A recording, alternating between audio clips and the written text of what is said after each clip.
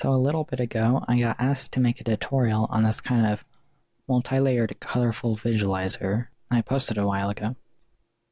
And it's not too hard if you know what you're doing, so this is what we're going to be creating today. And this is just kind of assuming that you know the basics of After Effects, how to preview and stuff, but I will have my keyboard shortcuts or key presses showing up over here.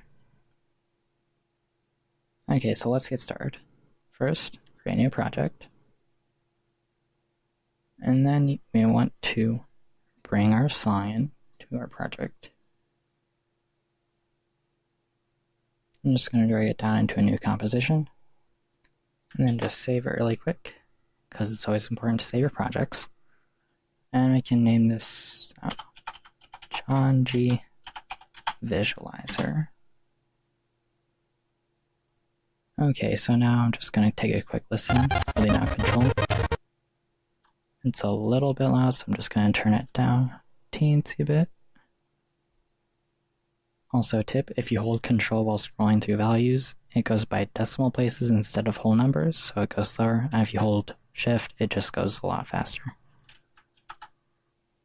Okay, so I'm just going to create a new solid. And if you want yours to be circular like this, then you could either use a polar coordinates effect, but I prefer to use masks. So you can go up to your mask tool, get ellipse tool, and then you can try to eyeball it in the center, but there is an easier way to do it. First, you have to create another new solid. Let's just put this white so we can kind of see what we're doing. And it can be whatever size you want as long as it's a square. So I'm just going to do 700 by 700. I'm going to go up to my mask tool and double click it so it makes a mask the exact same size as my layer. But now we could just copy the mask from this layer and paste it onto our full size layer. Because if we did put audio spectrum on our smaller square layer, and just select our song really quick. I forgot to mention this in the tutorial, but it's important that you select your mask as your path. If we bring up the maximum height, you can see it gets cut off by the edges of our layer here. However, if we do the same thing on our full size layer, and then we go down to the mask and select the masking mode to none, it no longer gets cut off by the edges of our layer. So just bring the maximum height back down, and then maybe turn up the frequency bands, just kind of customize this to how you like it. And as you can see in this one, like the kind of outer orange edge kind of goes to like the beat of the song. So I'm going to try to do that with this one too. So first I'm just going to hold down Control to scrub through my song.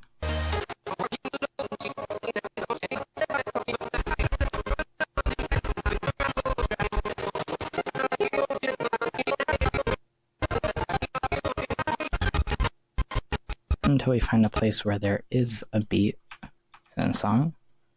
Just double tap L to bring up my waveform so you can edit by sight instead of hearing. And you can see right there, that is our beat. So I'm just going to try to isolate that and cut out all the other frequencies and parts of the song. So I'm just going to drag my ending frequency to bring the beat all the way around here. Just a little bit more. And then I think that looks pretty okay for now. I'm going to bring down the maximum height so it's not quite so drastic.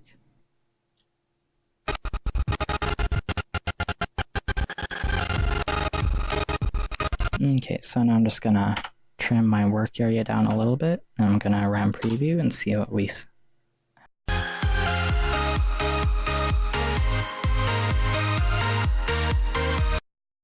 So I like the look of that, so I'm just gonna name this layer Beat, and then we can pick a color. So I think I'm gonna go for a more neon kind of look, so maybe just a nice purple, and make the inside and outside the same color. You can change yours to be different, but I prefer to have them the same color. And then you can adjust any of these other settings like thickness or like softness to your liking. I'm gonna leave it basically the same, maybe turn up the thickness a little bit, and then you can either get a mirror effect and just bring that to the center. If you're making a 1080p video, the center of your composition is 960, 540. So you can either grab a mirror effect, like this, or you can duplicate the layer, and then I'm just going to show you both ways. Go to transform and say flip horizontal. And now if we turn off the mirror, it's basically the same thing, except this one overlaps. And I personally prefer to have the overlap instead.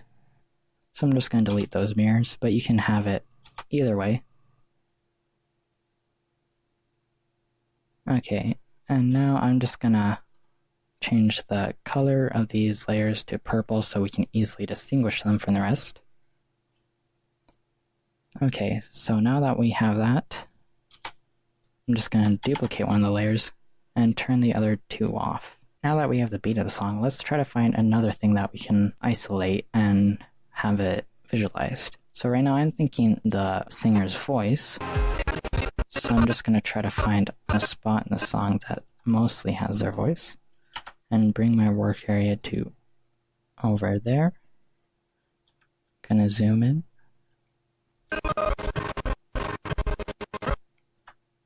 And then I'm just gonna quickly reset my spectrum to find the default values, undo that, and then change it to the default values, which is 20 and 2000 for starting and ending frequencies. So I'm just going to scrub through a bit and try to find the parts that are their voice. So it seems about there, so I'm just going to change my starting frequency to kind of isolate that a bit.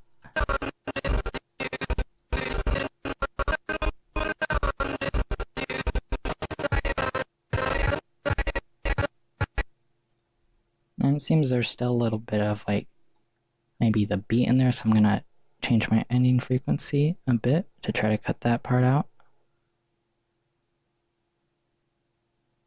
And the biggest part of this is just kind of playing around with your own song and finding the values that fit your song. Sometimes you can't cut out everything and isolate certain sounds, and that's okay, they can overlap a bit.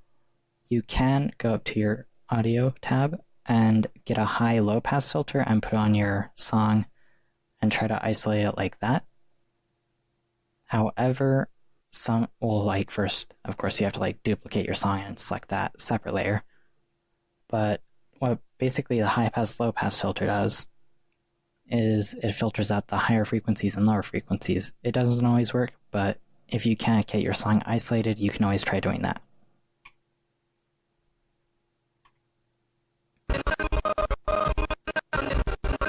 Okay, so I think we have that isolated. I'm gonna preview it and see how it looks.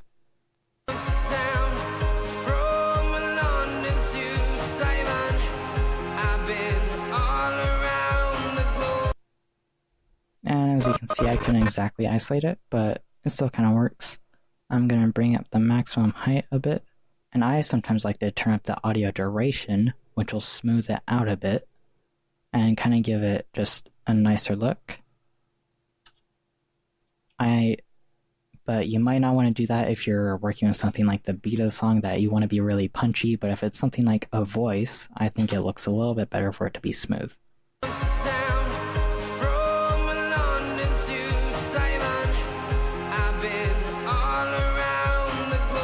Okay, so I think that looks pretty good. I'm just gonna try and get down a tiny bit, and then I think we're done with the voice for now.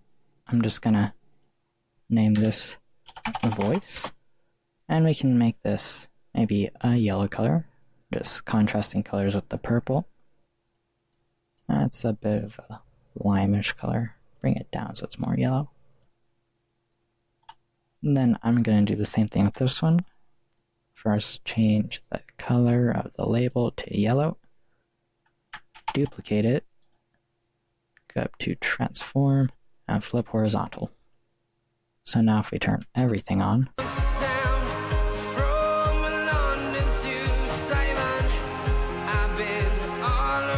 And that looks pretty good. However, I'm not so sure if I like them to overlap so much like this right here.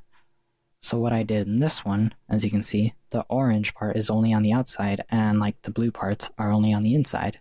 And then the easiest way to do that is by using side A or B. So in this case, side B is the outside and side A is the inside. So I'm just going to select side A for the voice parts and only side B for the beat parts.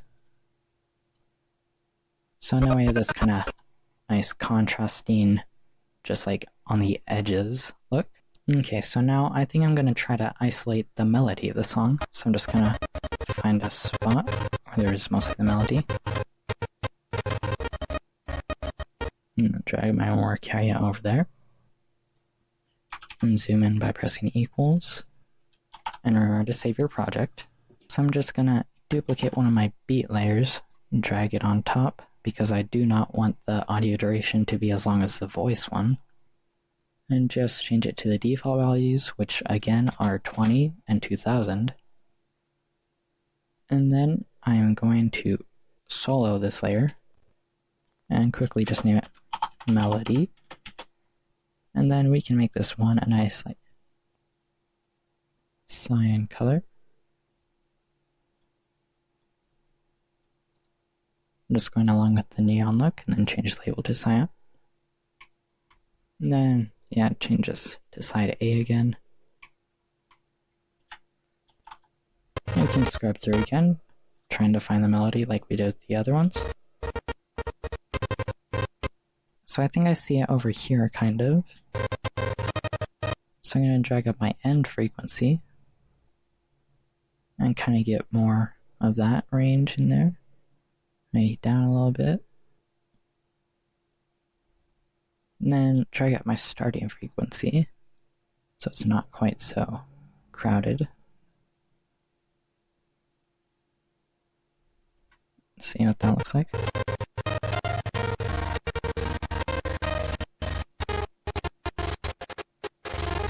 Maybe drag up my starting frequency a bit. And then turn up my height since they're kind of low.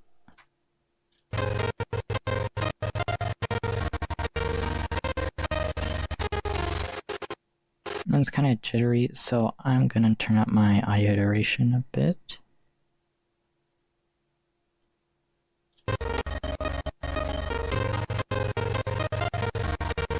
Now, if you want to look even smoother, like really smooth, you can turn on duration averaging, and you get something like this.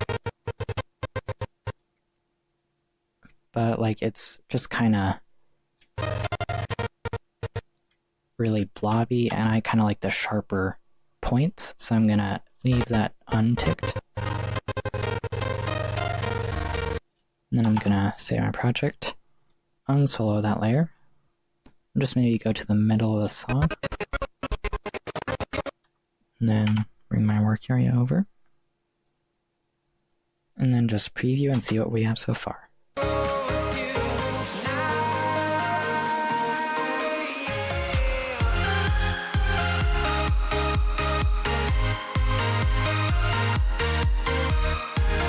And I'm just gonna drag up the voice layers a little bit. Maybe make that 800. And like if you did mirror your layer, you wouldn't have to adjust on both layers, but again, I like the overlapping a bit. And I'm actually not gonna duplicate the melody layer because I kind of like the way it looks like this. You can kind of just do whatever suits your preference. But I'm going to drag down the maximum height a bit. And since it is in the center of your composition, you can press R to bring up rotation, and you can just rotate your layer around however you like. So if you might want something to look different, or if you want each side to be kind of skewed in different directions, you can do that. I'm gonna just kind of drag this like that. So I think I'm going to leave it at that, but now we just have to add the kind of glowing effects.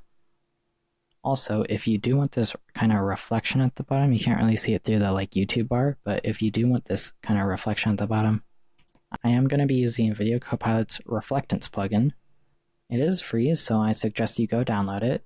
It explains how to install it in this video, so just search VC Reflect. I'll leave a link in the description, and then you can just pause the video and go install it.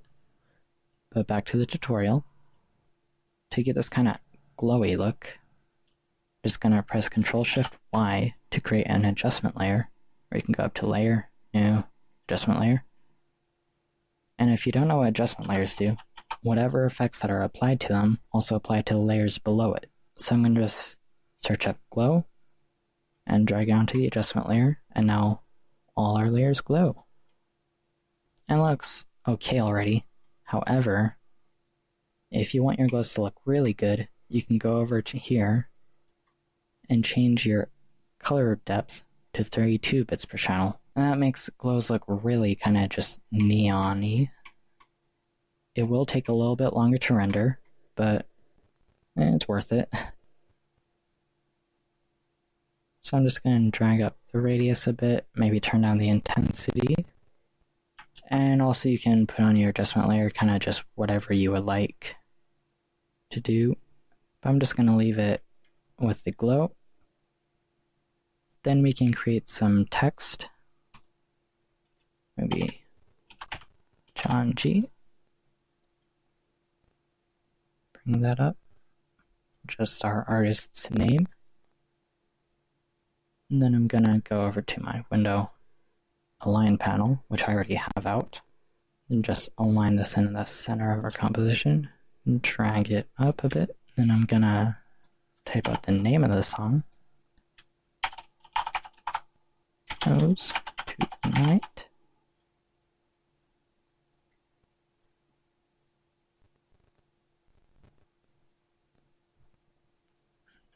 And then drag that down a little bit so it fits our composition. Go over to my align panel again. And just kind of drag that up. Okay. Now, if I drag these under the adjustment layer, they kind of appear blown out. So I'm just going to quickly pre-compose this text by pressing Ctrl-Shift-C. Then we can just name this text. Then we can drag our own glow effect onto that pre-composition, making sure it's above the adjustment layer. Then we can adjust this one how we like, turn down the intensity of it probably. And this font in particular has a little bit jagged edges, so you probably don't need to do this with yours. But I'm just going to get a fast blur and put it on top and make it like 1 pixel of blur so it looks a little bit smoother. Yeah.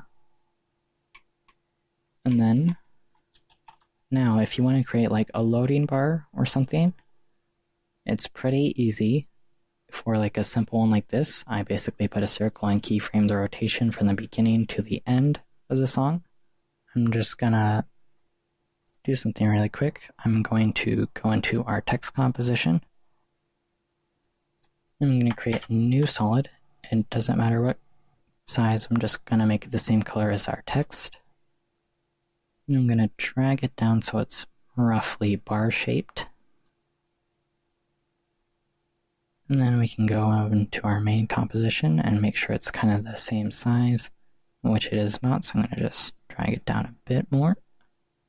And maybe adjust our text a little bit, holding Shift to make sure it's still aligned.